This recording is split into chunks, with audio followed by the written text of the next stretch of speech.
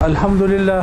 جمعیت علماء اسلام نے بھرپور سیاسی بصیرت کے ساتھ مسلسل اس صوبے اور پاکستان کے لیے جو جدوجہد کی ہے، پاکستان کی جمہوری سسٹم کو، پاکستان کے پارلیمانی نظام کو اور پاکستان کے آئین کو جس طرح اس کو تحفظ دیا ہے آپ کے سامنے ہے، اور ایک جہد مسلسل کا ایک کاوش ہے جمعیت علماء اسلام کی، جو کسی سے کوئی ڈھکی چھپی نہیں۔ بے شک پچھلے حالات ایسے گزرے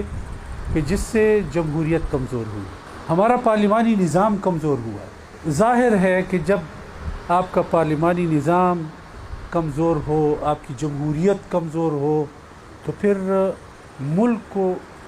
نقصان اٹھانا پڑتا ہے، ملک نقصان کی طرف جاتا ہے اور اس کو کوئی فائدہ نہیں ملتا۔ اور ہم نے 26ویں آئینی ترمیم کی بات آپ کے سامنے آ رہی ہوتی ہے، اور مجھے افسوس ہوتا ہے کہ اس وقت پی ٹی آئی جب بات کر رہی ہوتی ہے کہ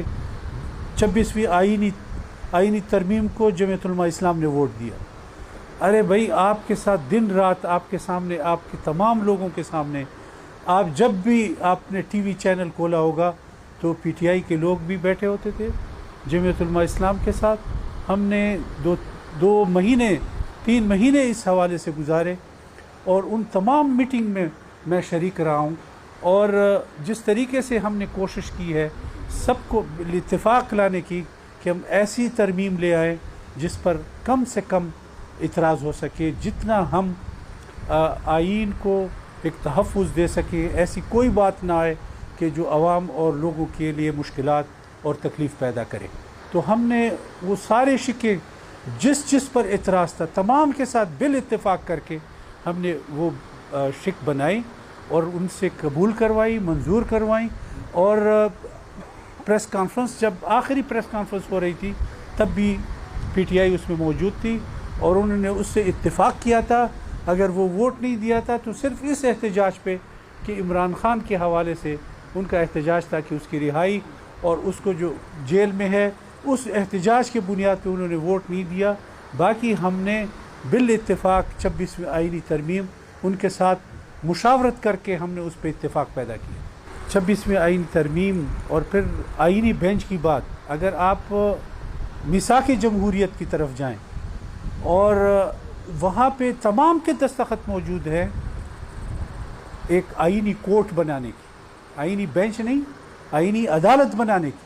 تمام پارٹیوں کے اس کے اوپر دستخط ہیں۔ آج اس کو آئینی بینچ کی طرف اگر کوئی لے گیا تو وہ مطالبہ بھی پی ٹی آئی کا تھا، ان کے مطابق ہم نے وہ سارے شکے بنائی، اور وہ اس سب میں شامل تھے سوائے اس ایک بات پہ کہ ان کا احتجاج تھا، اور وہ تھا عمران خان کے حوالے سے، اور کوئی بھی بات نہیں تھی ووٹ دینے کے حوالے سے سوائے اس ایک بات کی۔ تو میرا مقصد کہنے کا یہ ہے کہ وہ اب ایک ایسا پروپیگنڈا کرنا اور وہ جمعیت علماء اسلام کے خلاف اس کو استعمال کرنا،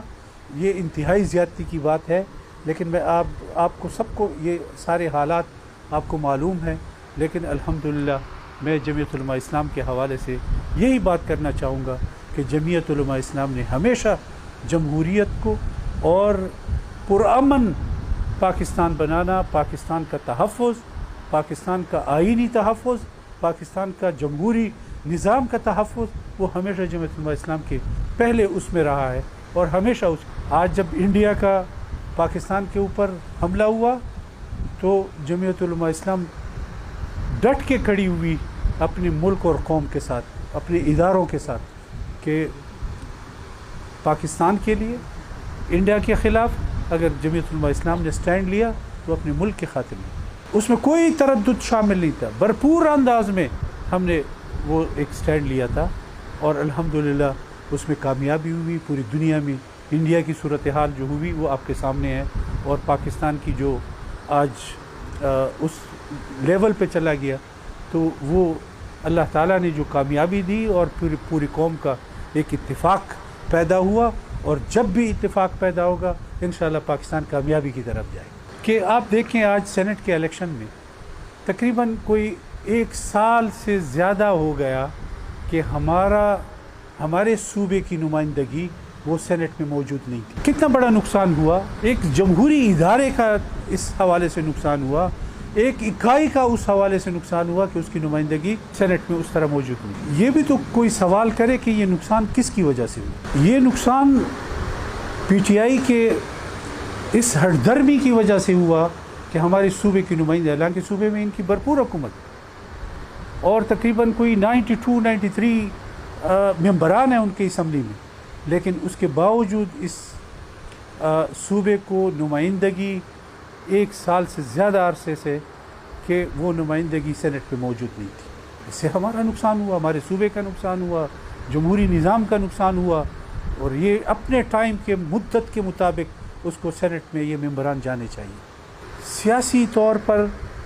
جمہوری نظام کے حوالے سے میں سمجھتا ہوں کہ ابھی بھی ان میں کوئی میچورٹی اس حوالے سے نہیں ہے، اس صوبے کا نقصان کیا ہے۔ تو ہم نے بھرپور کوشش کی کہ اب اگر سیٹوں کے حوالے سے، مخصوص نشستوں کے حوالے سے اگر آپ کو کوئی اعتراض ہے، کوئی بات ہے، ہم تو جب سپریم کورٹ کا فیصلہ آیا تو ہم ریویو کے لیے جمعیت علماء اسلام اس کے خلاف نہیں گئی۔ انفرادی طور پہ کوئی گیا ہو تو گیا ہو، لیکن جمعیت علماء اسلام اس کے خلاف ریویو پٹیشن میں سپریم کورٹ میں نہیں گئی۔ لیکن فیصلہ آیا، اب اس میں پارٹی کی اپنی کمزوریوں کی وجہ سے اگر آج وہ فیصلہ ان کے خلاف آتا ہے اور وہ مخصوص نشستیں ان کو نہیں ملتی، ٹیکنیکلی نہیں ملتی، آئینی طور پر اگر ایک چیز آپ کو نہیں مل رہی اور اس میں غلطیاں آپ کے اپنی پارٹی کی ہیں، آپ کے پارٹی کے انٹرا پارٹی کے الیکشن کی وجہ سے اگر کوئی کمزوریاں آپ کی ہوتی ہیں تو آپ نے اس کو پورے صوبے کے اوپر مسلط کیوں؟ تو یہ بہت بڑی زیادتی اس حوالے سے ہوئی ہے، اور میں سمجھتا ہوں کہ جمہوری نظام کو بھرپور انداز میں ہونا چاہیے۔ پارلیمانی نظام ہے، ان کے ادارے جو ہے نا وہ مضبوط ہونے چاہیے تاکہ مضبوط فیصلے اس سے آ سکے اور مضبوط فیصلے ہو سکے۔ کہ یہ ایک بہت بڑی محفل ہے کہ جس میں مفتی صاحبان بھی ہیں، جس میں حفاظ کرام بھی ہیں، جس میں قاری حضرات بھی ہیں، جس میں ہمارے جمعیت علماء اسلام ڈیرہ اسماعیل خان کے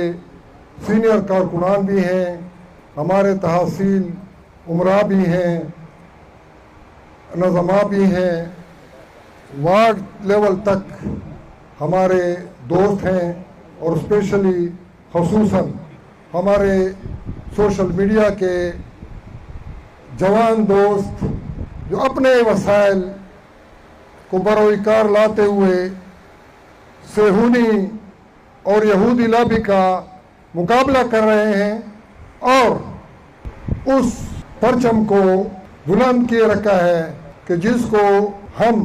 دل و جان سے اور ایمان سے پرچم نبوی سمجھتے ہیں اور پرچم نبوی کہتے ہیں۔